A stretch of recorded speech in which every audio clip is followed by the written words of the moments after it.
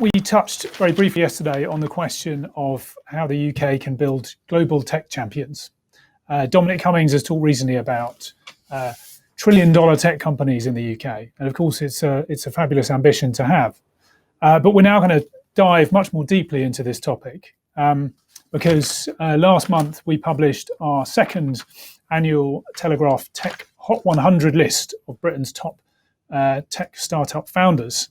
And it offered a fascinating glimpse of the leading innovators and the leading wealth creators in the UK tech scene. So for a much deeper discussion of the list and what it says about the state of the industry, I'm joined here in the studio by the Telegraph's Harry de Quetteville and remotely by the Telegraph's Matthew Field, who are going to jointly moderate the next discussion. Over to you, Harry. Thanks so much, Robin. Thanks so much to our panel. Thanks to Matt Field, who's joining us remotely. The Tech Hot 100 list is a list which brings out really thriving founders, as we call them in the jargon, of startup companies. It's a really great insight into who's doing well and what sectors are doing well, and in this country, where we can thrive more in the future. So I'm going to introduce you without further ado to our panel. Of course, we have Matthew Field, our technology correspondent. We'll come on to him. First of all, though, I would like to say, as well as Matthew, he's our tech correspondent, we're going to introduce you to Charlie Delingpole, who is the boss of a company called ComplyAdvantage. He's a serial entrepreneur. He's started up tech companies since he was a student. He's got that constant thirst for innovation, and his current company, ComplyAdvantage, is about helping compliance issues, largely in the financial sector.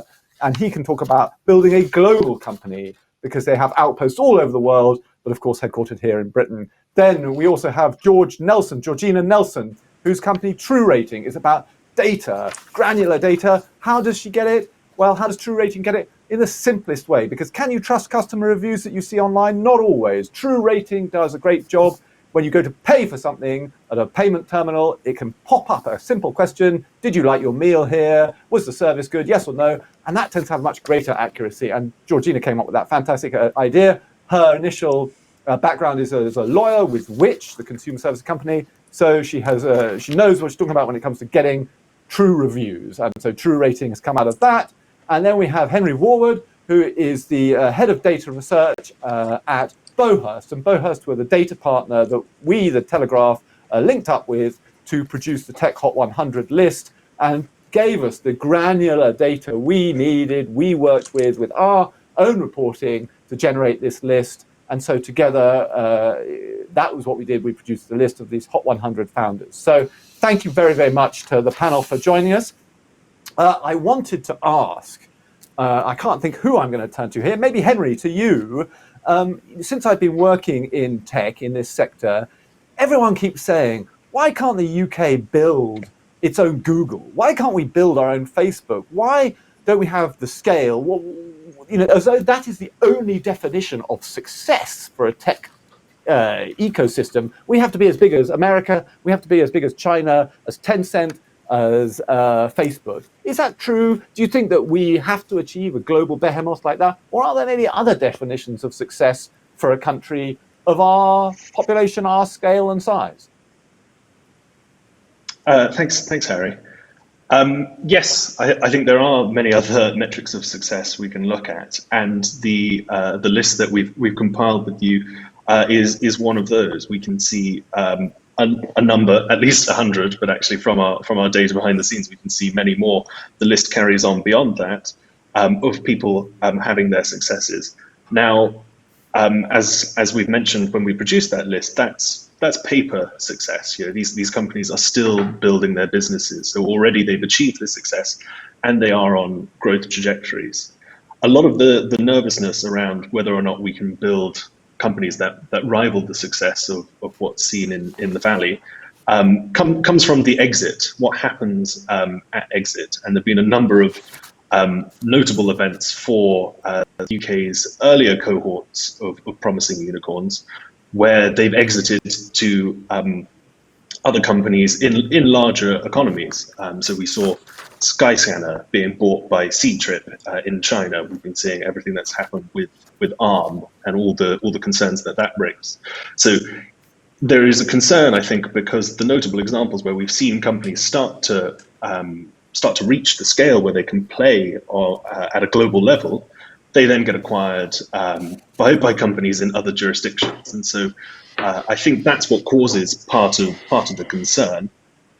But nonetheless, these are successful businesses that has a number of trickle-down benefits for the economies. Being acquired by a Chinese company in a transaction worth billions was a great thing for the Scottish economy and for the entrepreneurial ecosystem in the UK generally. So, although it would be very nice for us to be able to grow a Google, I absolutely agree with your sentiment that it's unfair to say that by not becoming a $1 trillion company, these other companies are unsuccessful. Charlie, you're a multiple entrepreneur. You've built companies and then moved on. Do we sell too soon? You're also, of course, on our Tech 100 list. Do we sell too soon in this country? Is that changing? So one of my Series B investors, Ross Mason, who's British, left London to build this company in San Francisco and then sold it to Salesforce for $10 billion. He deeply regrets and feels the pain of not building a Google or a Facebook. I guess my Series A investor, Tim Bunting from Bolton, he IPO'd last month, the Hub Group, for $7 billion. Jan Hammer from Index, my Series B investor who lives around the corner from me in London, he invested very early in $40 billion, Robinhood $10 billion. I think they pushed me since we had like 6 people to really only aim for the most ambitious, aggressive, world-dominant platform possible. And therefore, I think that ambition leads to the kind of outcomes that they've achieved. And I think with time, we will see many Googles and Facebooks being born in London and the rest of the UK. What needs to change to make that happen? Is it purely when we get one, people will see it's possible and then off they go? So I think we've seen a kind of Cambrian explosion of companies. When I started my second company, 2009, very few angel investors, very limited experience. ComplyAdvantage I started 2016, like radically altered environment in the space of 7 years. Now, like there's this kind of frenetic energy everywhere. Lots of people investing, lots of people who've done it beforehand. The same kind of experience you see in San Francisco with people kind of being stage specific, as in I'm an expert at taking companies from Series A to Series B. I'm an expert at kind of doing the kind of work around pre-IPO. I think in terms of the experience, infrastructure, capital, I think all that's coming. I think out of this Cambrian explosion, you will see Googles, you will see Facebooks. People are only building global companies because that's where the returns are. VCs want the single company in their portfolio returning the entire fund. That's the game they're playing, and therefore that's the outcome that we will achieve. Exactly, George. You know, if people look closely at the sort of scene outside your blinded window, they'll see it's slightly darker there, and maybe asking themselves why. And the answer is that it's the crack of dawn where you are, because you're in Atlanta, Georgia, scene of other news recently. But there you are. You're doing a data company, a sort of fintech data ratings company. And you've had to split your personality effectively between London and America because Atlanta's such a big hub of this stuff over in the States. Is it even a point talking about ecosystems anymore when, as Charlie points out, really what VCs want and what you perhaps as founders want is global companies, global champions? Yeah, I can't speak for anyone else, but the approach which we took was, knowing that we had a unique idea which nobody else did, and we wanted to stick our flag in the ground on our major markets. So before we really worked out what we were doing, we quickly set up a US office and an Australia office, and then spread from there, Canadian as well. And so it wasn't the case that we had a fully baked business in the UK. We'd proven ourselves out, and then we moved. We just did it all quickly to ensure that we had that global reach. And it has pros and cons. It means you're all learning together across your different offices. Well, the pros are obviously you put your stake in your ground, and from our side, we have very long sales cycles with payment partners who build our technology and deploy it out to merchants, and then also tier one enterprise merchants. And so we wanted to ensure that we were getting those partnerships with the payments companies running while we and those companies, contracted with us as soon as we could, because we have to get those out the door before we can get revenue off our merchants. So it's sort of in a way dead time, and so we wanted to ensure that as quickly as we could, we would be getting on the roadmaps of all the major payments companies. So strategically for us, I think it worked. But yeah, the disadvantage is it's expensive, and you are building multiple offices without getting the revenue in place. And it's really challenging. Not only are you working out how to run a business, you're also dealing on multiple time zones, traveling all the time, and and it does take a toll. It sounds grueling. Please, sorry, Matthew. Sorry, I had a question for either George or Charlie. I mean, what kind of pressure is there from investors and VCs to say relocate to the US? Because you do still see. I mean, obviously it's been great for your business, but you do see founders maybe moving out to Silicon Valley still. Is there quite a lot of pressure to do that? Yeah, I think one of my friends, Tim Sadler from Tessian, I think if you look at Sequoia, who are a very famous fund, the first company they invested in was Songkick. They didn't relocate. The second was Graphcore, based in Bristol, and the third is Tessian. Tim, the CEO, has now relocated to San Francisco and rebuilt the entire exec team in San Francisco. I think that's partly because people think that perhaps some of the key executives are only hireable there. Ross Mason obviously moved his entire company 10 years ago, MuleSoft, from London to San Francisco. I think what we're seeing is less pressure. I think for me, given the capital and the talent that's available in London, we built our headquarters here and managed to scale globally to Singapore and to New York, and we're using all the assets and skills available in London. I think what you now have with UCL, with Cambridge and Oxford is this amazing research base where you can hire the best machine learning talent in the world. You have executives who have run companies all over the world and investors. So we raised our Series C from the Ontario Teachers Pension Plan. They gave us $50 million. All those people could have invested anywhere in the world, but they choose to come to London. So I think 10 years ago with Ross, perhaps there was pressure. I think now, because London is such a successful place and UK is doing so well, investors are coming here. Sequoia and Ontario are setting offices here. So there's much less of a pressure to relocate. And I think what you've seen in San Francisco as well is because they haven't grown their own talent pool, people are fleeing San Francisco. So I think it's partly their failure and our action that's led to that change. From our George, side, what about you? I've never had any pressure from VCs because we've never had VCs invest in us. We chose to go down the route of private family offices, angels. So we've raised very organically, not doing the official Series A, Series B, etc. And so I've never had any pressure to move to the US, as a decision which we took as a founding team because we wanted to be one of the biggest companies in the world, and the scale and the opportunity was too much to turn down. So I think, and obviously choosing Atlanta as a English tech company is quite unusual. It's usually Manhattan or the Valley, but for us it was very much on looking at payments expertise, and Atlanta is the fintech hub really of the US, and then also like cheap. it's so incredibly good value to live here, to grow a team here, get offices, etc. I think we're paying 18 pounds a square meter versus like over 80, which we were paying in London, and so there's definitely that advantage as well.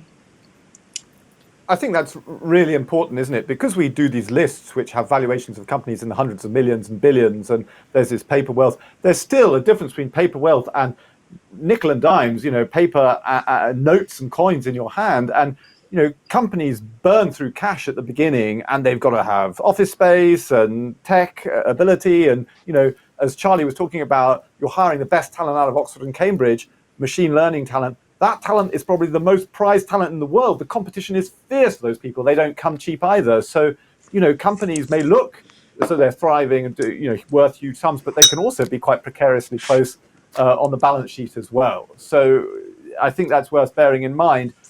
All of you, I wanted to come to another question about government intervention, because I talked with Robin, who's sitting next to me still, yesterday about the role that US government intervention played in the birth of the Valley decades ago, and the sort of defence investment. And now we have a very activist government in the UK. We've got Dominic Cummings, who's clearly a very activist advisor to the PM and very pro-tech or tech-influenced, however you want to say it.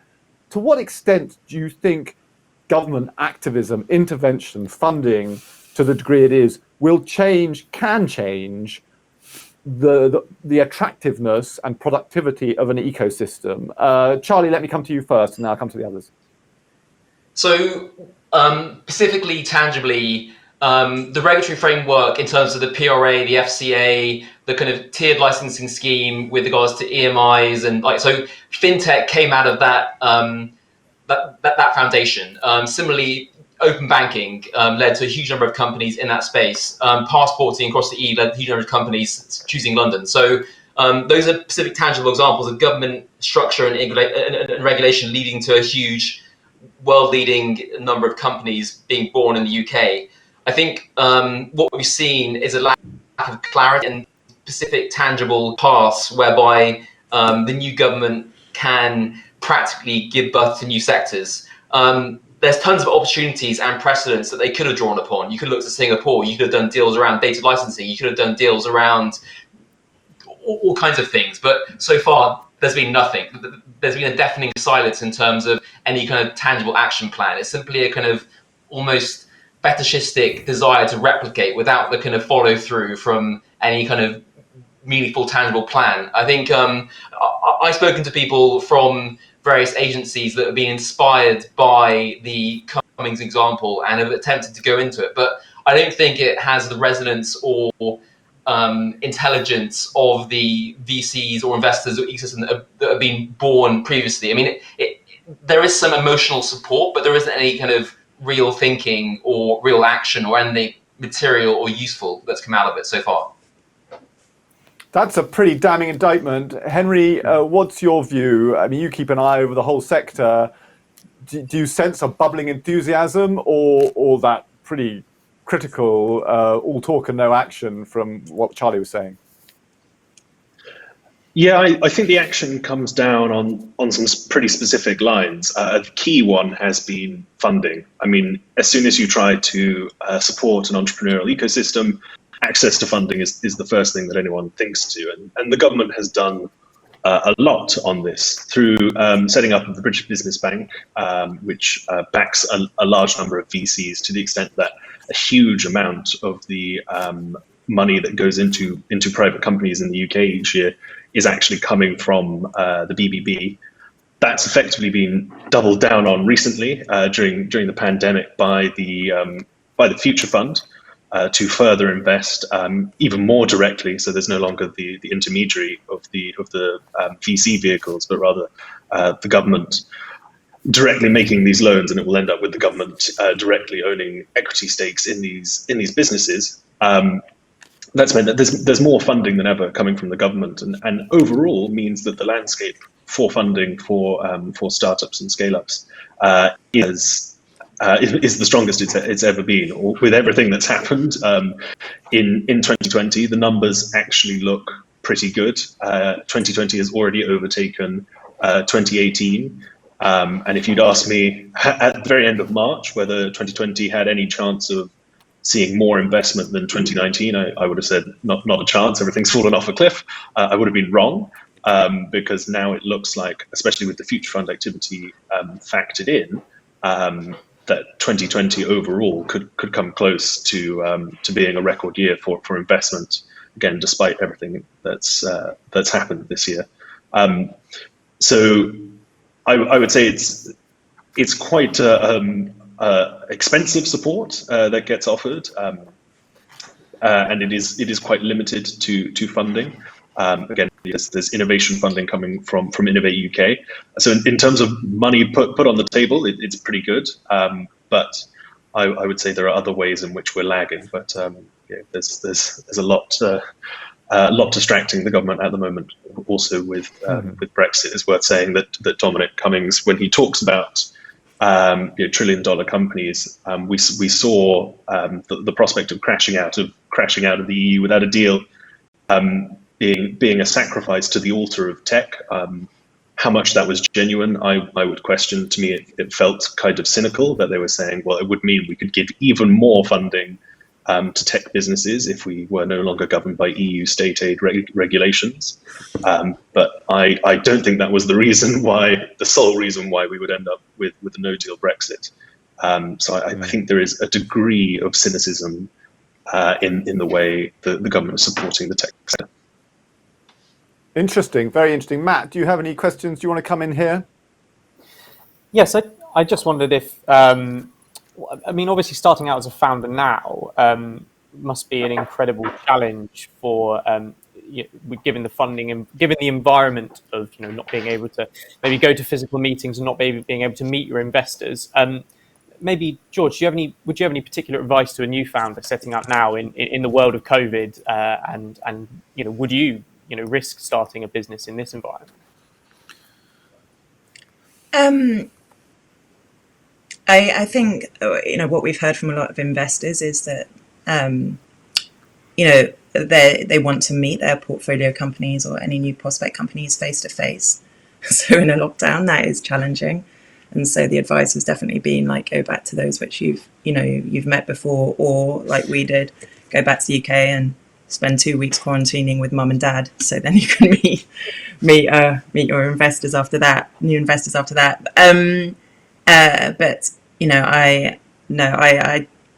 it's obviously challenging, and especially we're in retail tech, so with most of our merchants shutting their stores for a large part of this year, so there's certain sectors which have obviously suffered far worse. But I think as an entrepreneur, you have an internal optimism that things are going to get better, and there's going to be other challenges if it's not the pandemic, and you've got to hustle through. If you believe in something and you want to do it now, it's you'll face other challenges. And I do think there are many benefits for now, like we've spoken about some of the I guess I don't know how many of those will be going on in the future, but there has been a lot of support available to governments. From governments to companies. I would say, as a founder, having gone through support offered in Australia, the US, and the UK, I sort of felt it was quite reflective of the psyches of our different nations. And we talk about the UK government putting all this money on the table via the Future Fund and the British Bank, but I just feel that we were trying to be too clever. We were trying to avoid any risk, the minimum risk, and in actual fact it ended up cutting out a huge number of businesses. And it was, the terms are so pro investor friendly, they've just been written by VCs and you can't negotiate them. Yeah. And I don't know if people know the detail, but if the money doesn't convert within 3 years, as a startup, you have to pay back the full amount of the loan, double it. And so, that's a huge amount of risk for you to take on as a founder. Okay, I'll take 3 million in this future fund, but if I don't have a qualifying round in which it will convert to equity in the next 3 years, I'm going to have to pay back that double immediately on demand. And it's things like that where I just think the UK, it didn't want to be seen for fools. It wanted to cover all its risk, and it was really, really complicated, and it took a while to come out. Whereas in the US, it was just like, we're going to go big or go home. We'll cover your paycheck. And yeah, with them, I'm sure there's going to be a lot of companies who are going to take the piss, but that's okay. We'll do it, and we'll talk about that afterwards. Whereas, yeah, I just feel maybe that's, a difference in personalities and why the US, has so many huge startup, scale-up tech companies versus the UK. It's that attitude to risk and sort of protection of heritage, which I think is so foundational in a lot of UK thinking, versus the US, where people remember their forefathers getting off a boat and saying, I'm going to make a living in this country I've got. And they have that way to entrepreneurism and that belief that anyone can make it. So George, if I can come in there, that sounds like such a fascinating point. I want to know, essentially it strikes me with what you're saying is that the US celebrates success in a way that we've forgotten or never had in the UK. Is that essentially it? But I think it's that appetite to risk, and you meet people within corporates, like if you're selling to large enterprises like I do in the UK, do they really want to take that risk with a new unknown startup? Versus in the US, there's that. I think it's more a belief and wanting to be part of that journey. Whereas in the UK, I think we're risk averse. And like Harry, better than anyone. Look at the UK press, how we don't, anyone successful after a certain amount, they get taken down. And I think that's quite similar to entrepreneurism in a way in the UK, that do we really always want that full that full belief in the full dream? I don't know. Charlie, what do you think? I think if you're a kind of grotesque parasite on the face of society like Philip Green or someone, then you deserve to be taken down and eviscerated. But this kind of notion that somehow this kind of cultural atrophy and embarrassment of success exists in the UK, I think is like wrong. And no, I think absolutely. I mean, to the point about companies starting up now, like I've invested in 36 companies, like the vast majority in the UK. Everyone's going for it. Everyone wants to be a kind of successful business person, entrepreneur. Like I think there's never been a more supportive environment and culture in terms of people joining companies, people learning from other founders, people sharing, being collaborative. I think if you look at the kind of people in the UK who are being collaborative, sharing, learning, I think absolutely we have the right culture, and absolutely I think that's going to give birth to some great companies. Can I just come to a contentious point here, is that you seem to have, the two of you, quite different views on this. And I wonder whether it's because of gender. I wonder whether it's a man's world, tech companies. It's accused very much often of being that. And Charlie, you seem to say, it's great, it's all okay, the culture is a fit, no problem. And George, you seem to say less so. I just wonder whether there is some, George, do you feel that the tech scene in London is less welcoming to women? I don't know. I haven't been a man, so I couldn't draw that comparison. I would say, like Charlie, you're obviously in the epicenter of that energy, and where all the VCs are all slapping each other on each other's back, and it's all super excited, and it's who yes, I know this person who scaled up this, la la la. And if you can get into that community and you're part of it, then I'm sure you will, drink that energy and reap the benefits. I think if you're on the outside of it, like I am, and you are dealing with the reality of trying to get huge companies to buy a new product, which is what I'm talking about, or which obviously happens, and I wouldn't be here if it didn't. But I do. Or dealing with the governments sort of on the outside there, they're quite stringent terms and things. I do think it can be tough, but it's not supposed to be easy. If it was easy, everyone would be doing it. Fascinating. I think on that Henry, point, I think. Oh, sorry. Yeah. I mean, Charlie, on the please. point of kind of like, on the point of kind of like structural privilege or racism, I think I've never seen a more kind of concerted attempt to address those biases. And at least for, Index, Bolton, our investors and other angel investors I've seen, they have scoring frameworks whereby they'll kind of prioritize startups from females, from ethnic minorities. There's a self-conscious attempt to bring on board more partners who are of those categories, and then I've joined groups. I'm in groups where the sole purpose is to invest in female entrepreneurs. So I think recognizing the kind of structural bias against who may not have the same advantages that I've had, I think we are trying to improve the situation and overcome those challenges. And I think clearly there's a recognition that will take time to feed through, and we hope that it improves in future, undeniably. If I can bring it back, Henry, to you, since I've been doing this job, there's been one barrier to growth in companies. One question that people have always said is talent. There's a global market for the best machine learning, best AI experts, the best coders, the best this, the best that. How do we get hold of talent? Is that still the main question? Is it still just about talent, or is it, as we talked about, culture, atmosphere, funding, ecosystems more generally, networking, network effects, cascading, the Cambrian explosion of companies, as Charlie put it? Is it just about talent still? I think it necessarily always will be. I mean, the funding piece is hugely important, but what are investors investing in ultimately? It's the team, the company, and the people.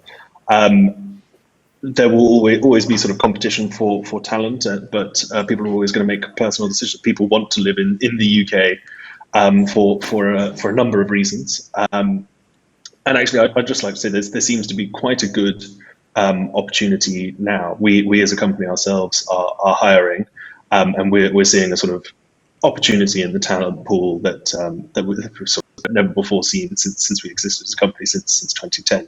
Obviously, that's a result of some negative outcomes caused by the pandemic, if that's not too euphemistic a phrase.